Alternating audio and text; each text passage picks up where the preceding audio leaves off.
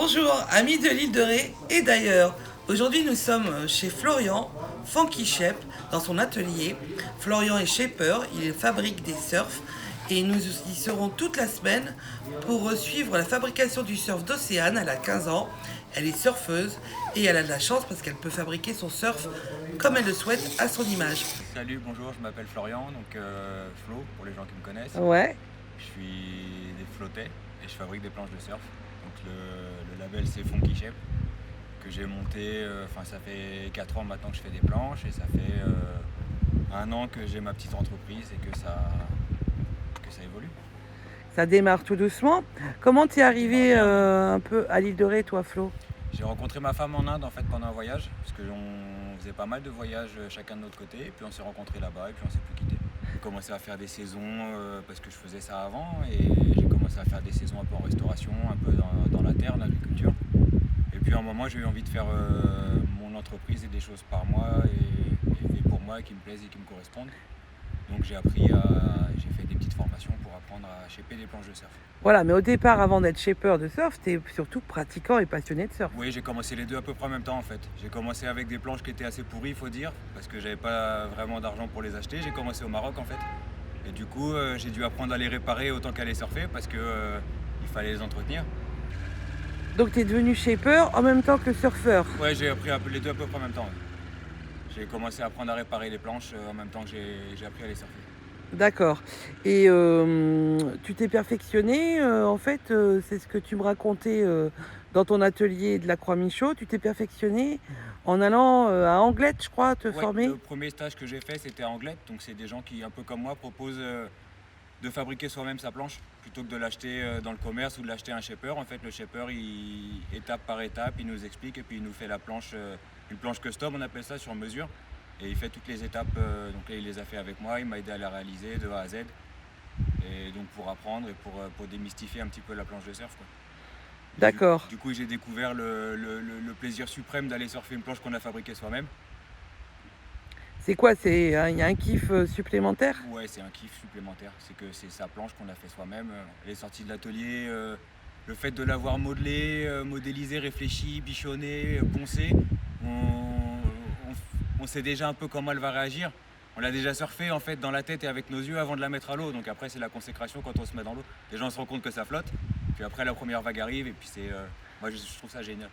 Ça rajoute un truc en fait par rapport à une planche qu'on va acheter dans le commerce qui a été fait, on ne sait pas où, par on ne sait pas qui, pour du marché de masse. Là, on est vraiment dans une planche déjà customisée, faite sur mesure et en plus faite par soi-même avec ses mains. Donc c'est génial. Mais tu me disais aussi, Florian, qu'il n'y avait pas vraiment d'école de fabrication de surf. En fait, c'est des ateliers, c'est un peu à la route, en fait. C'est que ça n'existe pas vraiment la formation de shaper en soi. En fait, il y a des formations qui peuvent être intéressantes, qui sont des formations dans les matériaux composites. Mais généralement, on se retrouve avec des offres d'emploi et des possibilités dans les chantiers navals ou pour la construction de bateaux. Ce qui n'a pas grand-chose à voir finalement avec la planche de surf. Alors c'est bien pour apprendre l'utilisation de la résine et les choses comme ça, les conditions de sécurité. Mais sinon, pour vraiment apprendre même ne serait-ce que les bases de l'hydrodynamie et des réactions d'une planche de surf dans l'eau, ça n'existe pas. Non. Donc il n'y a que l'expérience et puis d'en faire. C'est en shapant qu'on devient shaper, quoi. Exactement. Et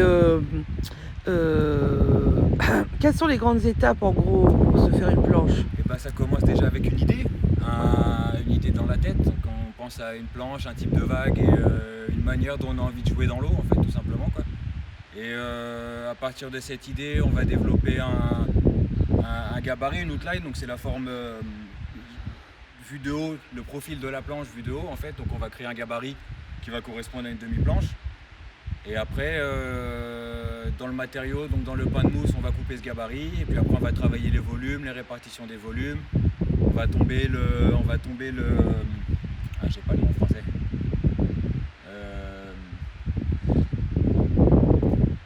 Le deck dans le pain de mousse qu'on va découper dedans. Et puis après, on va répartir et tailler nos volumes comme on a envie qu'ils soient répartis. On va s'occuper des rails, donc des bords de la planche qui vont être en contact avec l'eau.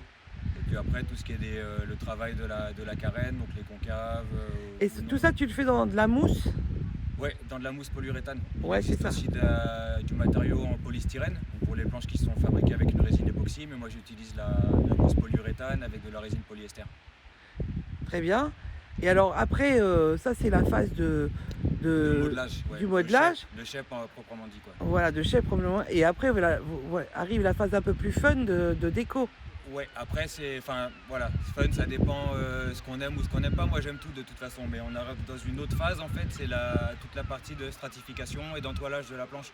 Donc on va l'entoiler, on va l'habiller en fait avec de la fibre de verre et de la résine polyester ou résine époxy qui va habiller la planche en fait et la rendre résistante aux impacts et imperméable.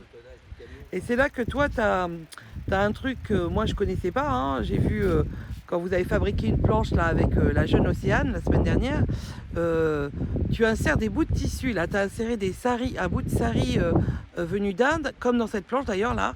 Voilà, ça c'est un bout de sari. C'est du sari indien qui est du sari de deuxième main que j'ai acheté sur les marchés en Inde. Quand je suis au Maroc, j'achète aussi pas mal de tissus. J'aime bien intégrer des bouts de tissu dans la décoration. C'est une méthode plus ou moins traditionnelle qui s'appelle le fabric inlay en anglais. D'accord. C'est qu'on utilise des tissus pour faire des éléments de décoration sur une planche. Ça peut être sur tout le deck, ça peut être juste des dérives, ça peut être juste ce qu'on appelle des petits patchs à des endroits pour décorer. Ça permet vraiment de customiser sa planche, quoi. Exactement, ouais, c'est ça. D'avoir... Parce qu'on peut quand même du coup s'exprimer avec la partie du glaçage et de la stratification. C'est aussi un moyen d'expression parce que c'est ce qu'on va voir de la planche, ça veut dire la couleur, les effets, les marbrures, ce qu'on appelle les pin lines, toutes ces petites lignes qui sont là. Ouais. Et la décoration de la planche. Il y a des gens pour qui c'est important, moi j'adore ça, quoi. Oui, c'est vraiment une partie satisfaisante. Bon, alors aujourd'hui, ton atelier donc, il est implanté à la Croix-Michaud, Funky Shape. En face, le cabinet médical des généralistes. Ça démarre tout doucement l'activité, mais tu as eu des idées pour développer un petit peu, outre la réparation des surfs et la fabrication des surfs, tu as des idées, notamment tu veux louer des planches cet été. Voilà, moi je fais du shape et de la réparation de planches. Je propose aussi aux clients de venir fabriquer sa planche avec moi. Ouais. Que j'aime bien que les gens prennent part au projet en fait. Ça veut dire que s'ils ont un petit peu de temps, qu'ils viennent un petit peu tailler de la mousse ou un petit peu poncer ou faire toute la planche, ou alors s'ils n'ont pas le temps, je peux tout faire, mais j'aime bien que les gens s'impliquent vraiment dans le projet parce qu'encore une fois, ce truc de surfer une planche qu'on a fabriquée, à laquelle on a pris part à la fabrication, c'est un kiff ultime. Ouais, super. Et donc j'aime bien transmettre ça. Et à côté de ça, voilà, là je suis en train de développer une activité de location de planches. Donc louer des belles planches parce que je me suis rendu compte que sur l'île de Ré, on peut trouver des planches en mousse à louer, on peut trouver des planches comme des bics, un peu des planches pour les débutants. Mais il n'y a personne qui va proposer vraiment des jolies planches spécialisées en location. Donc je lance ça cette année et en espérant que ça marche bien. Tu nous présentes, juste pour finir, on va présenter les 3 planches là. Pas de problème. Et bah là du coup on a 3 planches. Tu peux t'approcher de chacune et puis la détailler, vas-y. On a 3 planches là qui sont de toute façon, les 3 c'est des 6-0, donc la taille c'est à peu près 183 cm, qui sont toutes de la même taille en fait, mais qui vont être toutes complètement différentes et avec des particularités. Donc avec un noseron par exemple, celle-là qui va être un modèle plutôt une sorte de micro longboard, donc qui va aider à bien flotter, à ramer. Donc on voit avec les dérives, un système qu'on appelle en 2+1, donc une dérive centrale de longboard ou un single fin, et qu'on peut rajouter au besoin des petites dérives latérales pour varier les plaisirs. La deuxième. Celle-ci là c'est un fish rétro. Alors on appelle ça un fish parce que elle a une forme de poisson. Ouais. On appelle ça un swallowtail en fait, un tail en queue d'hirondelle. C'est inventé à San Diego dans les années 70. Et ça c'est un modèle qui a 2 dérives. Donc c'est un twin, on appelle ça. Ouais. Voilà. Et enfin la petite mauve là. La petite dernière. Donc c'est pareil, toutes ces planches font la même taille, mais du coup on s'exprime complètement différent. Ouais, tout à fait. Celle-là on marque qu'elle a un petit winger ici là. Et ça c'est un bronzer.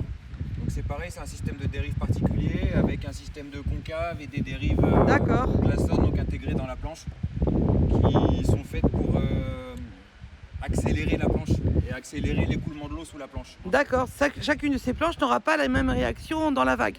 Pas du tout. Là ça va glisser, ça va flotter, mais tout un petit peu différemment. Oui, d'accord. C'est là où justement on s'éclate quand on shape et tout, et c'est pour ça que je parlais qu'on avait une idée de base. la manière dont on va travailler déjà l'outline de la planche et puis les volumes, les rails et tout ce qui va être ensuite des concaves, des convexes et des choses comme ça qu'on va faire sur le dessous de la planche, ça va avoir une influence sur le comportement de la planche. Là, vous pouvez admirer couleur pêche. Puis du coup là on a fait on l'a fait très fine.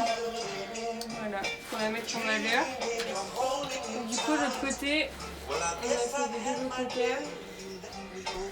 Hop. Regarde, du coup là on voit pas très bien mais regarde Si tu te mets au bout ouais, comme ça, tu vois le fond. Hein, Virginie, si tu te mets comme ça, tu verras le double concave. Ouais.